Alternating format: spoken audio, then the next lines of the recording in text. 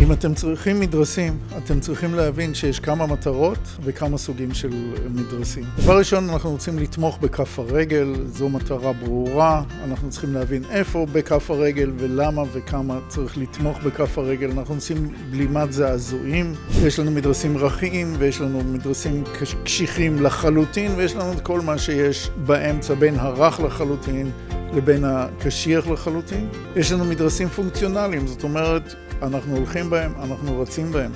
יש לנו ביומכנים, שאנחנו רוצים להשפיע על הביומכניקה של ההליכה, של הריצה, של העמידה.